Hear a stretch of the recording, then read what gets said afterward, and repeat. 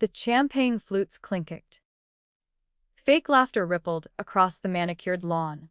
And somewhere between the string quartet and the shrimp cocktails, I stood alone, an outsider at my own brother's engagement party. Why is she even here? Someone whispered behind a wine glass. She's just the daughter who ran away and came crawling back. Another chuckled.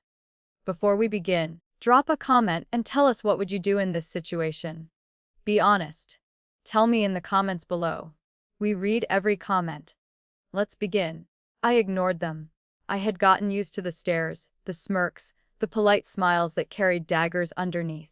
Still, I kept my chin high, but then I felt the sudden rush of silence. A heavy hush. My father's footsteps echoed like a hammer on marble as he approached. "You really showed your face here, huh?"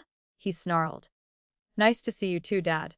I replied calmly, offering him the same cold politeness he'd always served me growing up.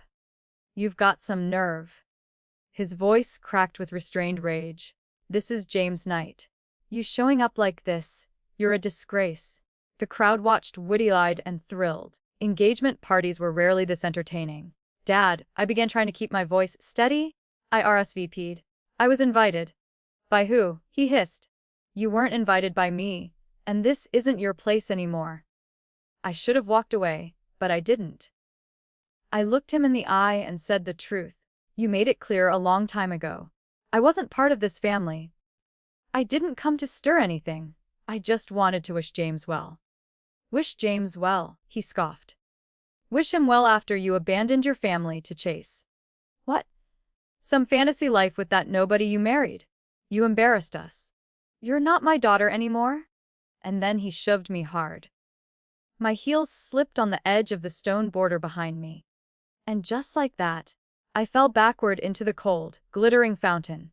Gasps, laughter, clapping. "She's lucky we even let her in," my stepmother barked from across the courtyard. Her pearls bounced as she chuckled and sipped her white wine. "Serves her right," someone else muttered. "This is better than the speeches," came a voice from behind the floral arch. I sat up, drenched, mascara running, hair plastered to my cheeks. But I didn't cry. Not this time. Instead, I smiled, a slow, steady, almost eerie smile as I wiped the water from my face and said, "Remember this moment." That's when the front gates opened and every guest turned. A black Bentley rolled up the stone path, flanked by two Matty SUVs. Security stepped out first. Two men in crisp, black suits scanned the yard. Then the driver opened the car door and he stepped out. My husband.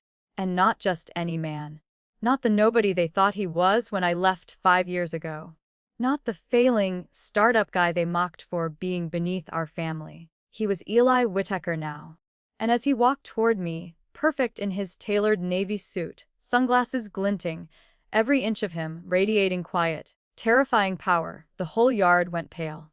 Even my father, even my smug stepmother. Even James, who froze mid-toast with his fiancée. "She with him." Someone whispered, their voice cracking. My husband reached me, offered me his hand without a word. I stood, water still dripping from my dress. He took off his blazer and wrapped it around me. Then he looked up at the crowd, dead serious, and smiled. "Thanks for keeping my wife entertained," he said coldly. "She won't be needing any of you anymore." He turned to me. "Ready, Mrs. Whittaker." "More than ever." And we walked straight through the gasping crowd, leaving wet footprints on their perfect lawn. Car door shut behind us with a soft but powerful thud. Like a final chapter closing. I exhaled slowly, resting my head against the leather seat, still soaked, still trembling, but not from fear. From something deeper, anger, memory, resolve. Eli reached into the console and handed me a towel. "You okay?" I nodded, wiping my face. They always find new ways to remind me I don't belong. Eli didn't say anything at first. That's what I loved about him. He didn't offer empty comforts or sugar-coated lies. He let silence do the work. Then he said softly, "They'll learn soon enough." I looked at him. Not the man they once mocked. Not the man who once walked into my father's study with shaking hands and asked permission to marry me. He wasn't that man anymore. He was the CEO of W3 Syndicate, the quiet force behind the largest acquisitions in the finance tech market this year. Kind of man who bought buildings, not bouquets, and he had done it all after they cast me out. You told me to remember that moment, he added. I still on the road ahead, but I think they're the ones who should remember it. I gave a half laugh. You think they even realize who you are? Oh, they do now. He wasn't lying because 5 minutes after we left the party, my father was dialing me over and over. I didn't answer. My inbox pinged. Harper, please call me. We didn't know. Let's talk. That was just a misunderstanding. It got out of hand. It was surreal. Same man who disowned me in front of 200 guests, who shoved me into a fountain, who publicly screamed I wasn't his daughter anymore, was now trying to talk, but I didn't reply because now I had the leverage. The next morning, we didn't go home. We drove downtown into the core of the city to a high-rise where Eli's name was etched into the marble at the lobby entrance. 3HQ, come in with me, he said, holding the door. I frowned. Why? I've got wet hair, no makeup. I need you in the boardroom. What? He smiled.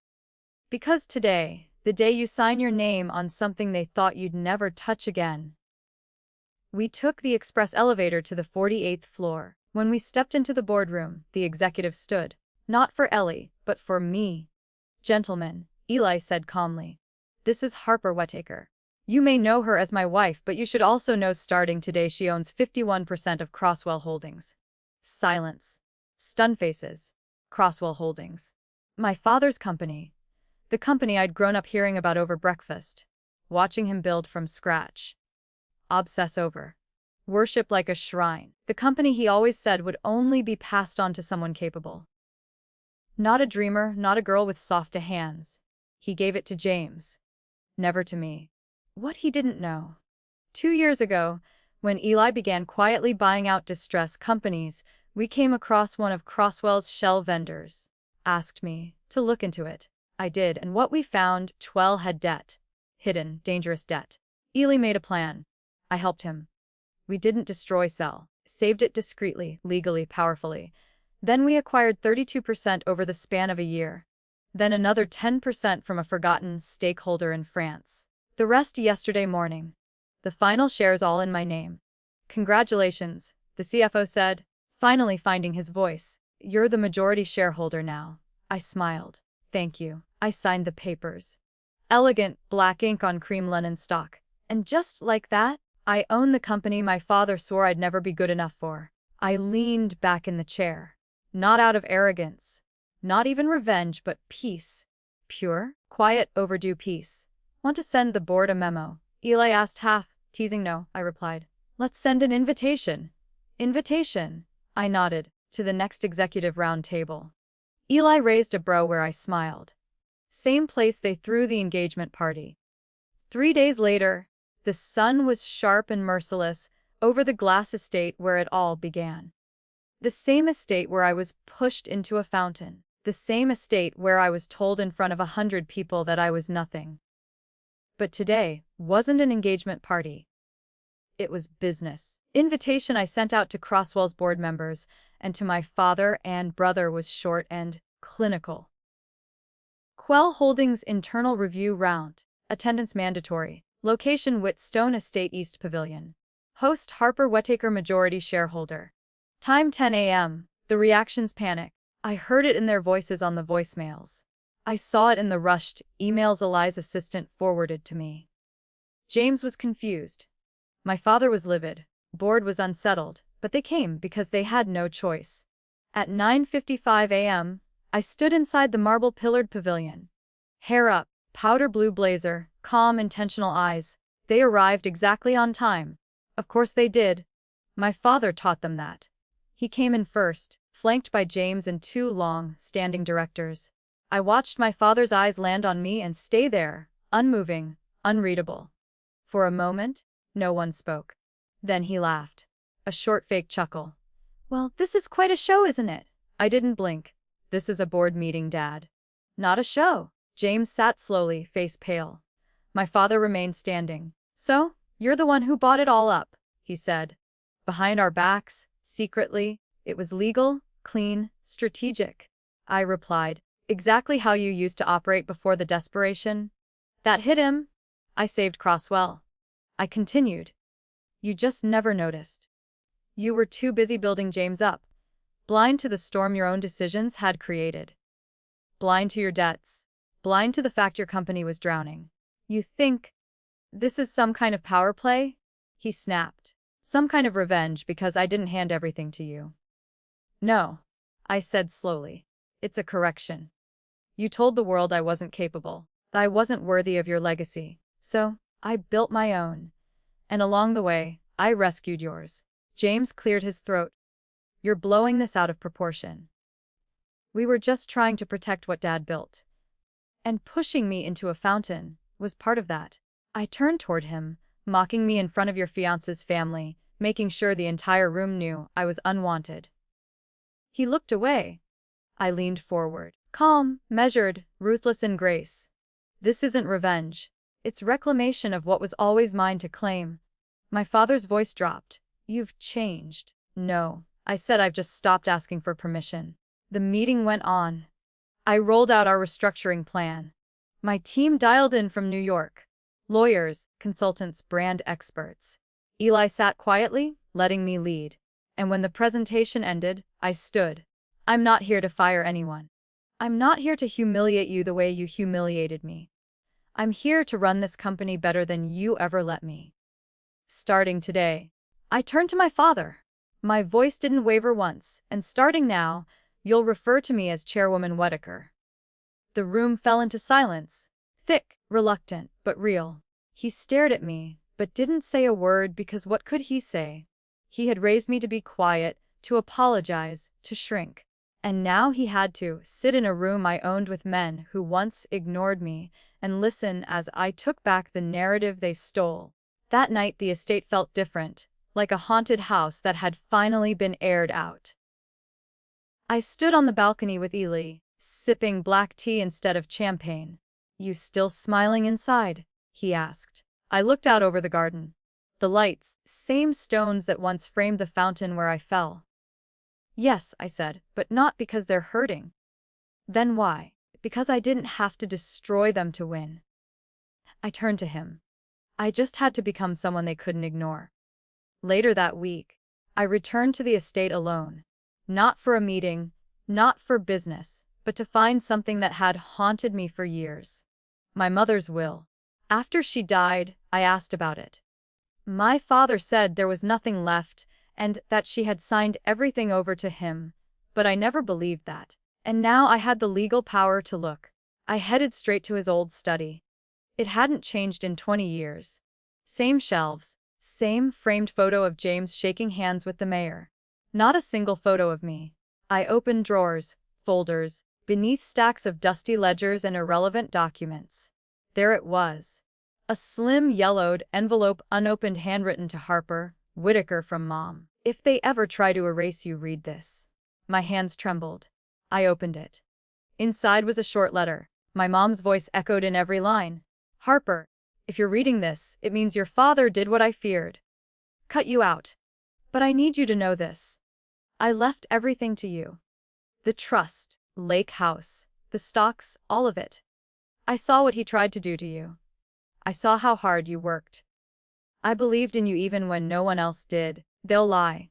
They'll hide this, but the truth belongs to you. With all my love, Mom, I froze. That lake house sold 5 years ago by my father, and stepmother said it was never mine to claim.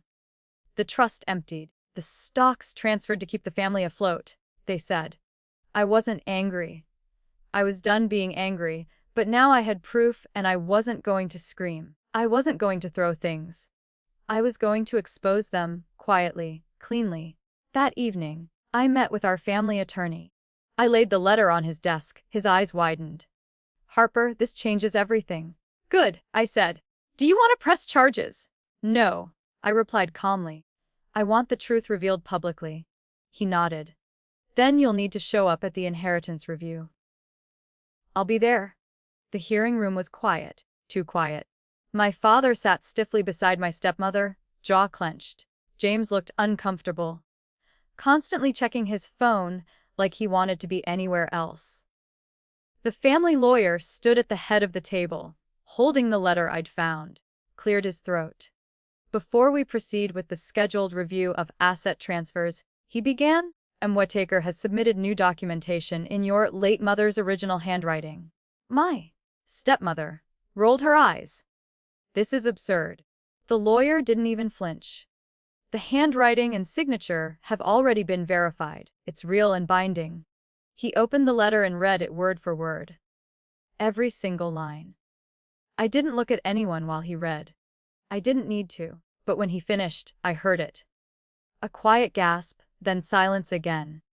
Then the lawyer continued in accordance with Mrs. Eleanor Whittaker's written and undisclosed final request. All assets, the trust, the remaining estate funds, and ownership of the lake property were meant to go to her daughter, Harper, James whispered. Wait, what? The lawyer ignored him. These assets were instead misappropriated. That's fraud. We're currently pursuing a full investigation. My stepmother slammed her hand on the table. Thought the trust was invalid. We were told. You told yourselves, I said, finally meeting her eyes. You both lied. And then you lived off of what she left for me. My father didn't speak. He couldn't because everything he had, his last ounce of pride, is now tied to an exposed fraud. You tried to erase me? I said softly. But Mom didn't forget. The lawyer turned to me. Harper, if you'd like to make a final statement. I stood calm, confident whole. No revenge, I said, looking each of them in the eye. Just truth. I didn't come to ruin you. I came to show you who I've become. Not in spite of your cruelty, but because of it. My father blinked. I don't know if it was guilt or shame or just the realization that I'd finally become the one person he couldn't control. I walked to the door and just before I stepped out, I turned. You said I wasn't your daughter anymore. Pause. Turns out you were right. I walked away, not just from the room, but from everything that had ever made me question my worth. That night, I stood with Ely on the balcony of our penthouse, watching the city shimmer. He wrapped his arms around me. Proud of yourself? He asked. I smiled. No, not proud, I whispered.